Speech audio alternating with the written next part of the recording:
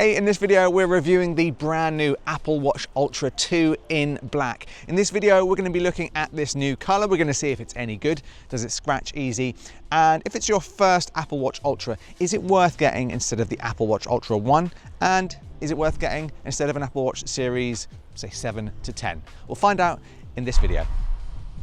Okay, so first of all, let's talk about the design of the Apple Watch Ultra 2.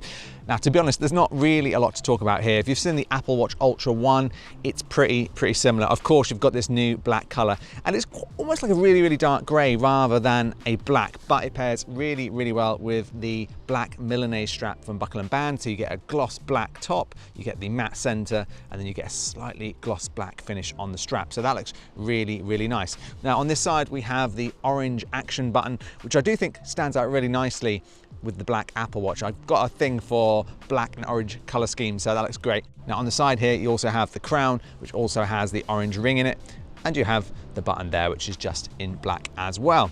Other than that, the screen has a brightness now of 3000 nits, and using it over the last few weeks, it is actually a lot brighter, especially when you're underwater. Before, if you were underwater and there wasn't that much light outside or above the water, it was harder to see your screen. It's now a lot easier, and you can see your screen in pretty much any lighting condition.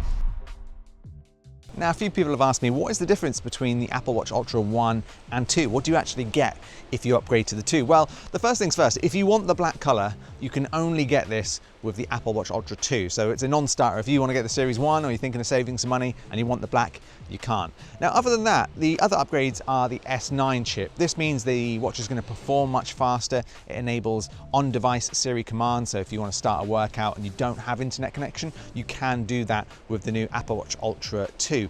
Other than that though, I don't think there's a huge difference. There's not really a big increase in battery life or anything like that at all. The speed of the Apple Watch Ultra 1, in my opinion, was always incredibly fast, and other than the sleep apnea detection, there's not really any other features actually, other than the double tap feature, that you can't get on the Ultra 1. So these are the only reasons I would maybe say to get the Ultra 2, is if you want the black color, if you want the sleep apnea detection, and if you just want to be a bit more future-proof with that faster S9 chip. But if you want to save a bit of money, the Apple Watch Ultra 1 that you can get just in silver is actually a really good deal at the moment, especially if you check out the Apple refurbished store. What would you get, the 2 or the 1? Now, where you'll notice the biggest difference is if you're coming from one of the regular Apple Watches, you know, one of the Series 1 to Series 9s, because the battery life on the Apple Watch Ultra 2 and 1 is fantastic. I've been getting 3 days of battery life using this watch.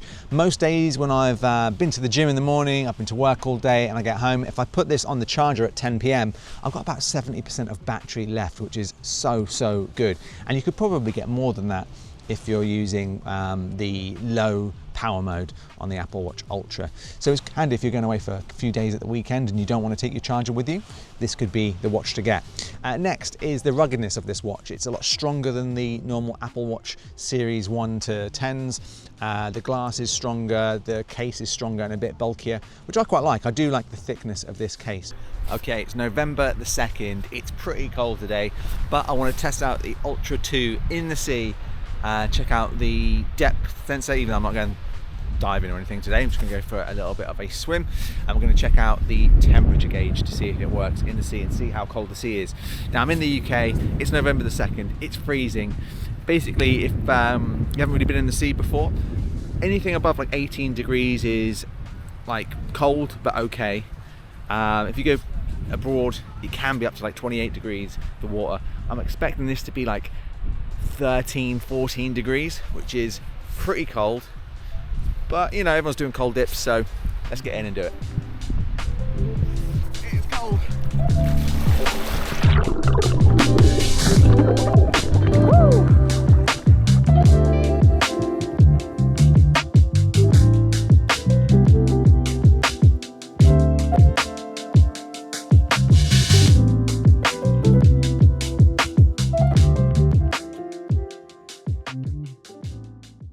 So if you're like me and you live near the sea, or you just like being out in the water, it's got additional water features that you do get in the Series 10 now. So you can take this underwater, it's got a depth sensor and it's got a temperature sensor. That's something that you didn't get on the Series 9 down to the Series 1, but you do get it in the Series 10. So it is making less of a case for the Ultra, but if you want that long battery life, if you want the faster chip, if you want a bit further depth than the Apple Watch Series 10 allows, you can go properly diving with this watch, then this is the watch for you. So the Apple Watch Ultra 2 is looking pretty good, but I do wish they'd have made a bit of an upgrade to the screen. Now I know this is the Ultra 2, it's not the Ultra 3, but the inner bezel on the screen is still quite thick in my opinion compared to when you look at, say, the Series 9 Apple Watches, which are really edge to edge and look really, really nice. So I wish they'd have updated that. But because this is the black Apple Watch, you barely see that compared to the silver version. So I do like that. I do like this black color. I think a lot of people are really gonna like this, especially with the orange accents there.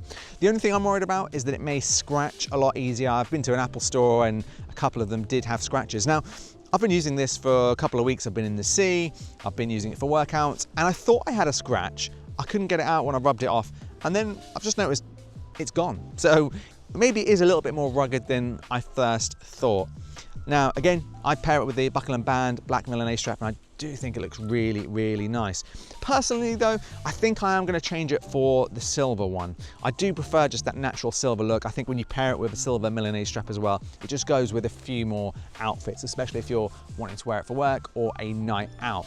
But let me know in the comment section below, which should you go for, the black or the silver? Now, when it comes again to the Apple Watch Ultra 2, I think if you're watching this video for the first time and you're thinking of getting your first Apple Watch Ultra, I would definitely recommend checking out the Apple refurbished store or second-hand sites to see if you can get the Ultra 1 a little bit cheaper, because depending on what you're going to use your Apple Watch for, if you're just, you know, wearing it because you like the look of it and you don't need the latest, fastest chips, maybe save a bit of money and go for the Ultra 1. If you love this new black color, if you want the fastest, most capable Apple Watch Ultra 2 that's ever been out, then go for the new one. But let me know in the comment section below. Thanks for watching, and I'll see you in the next video.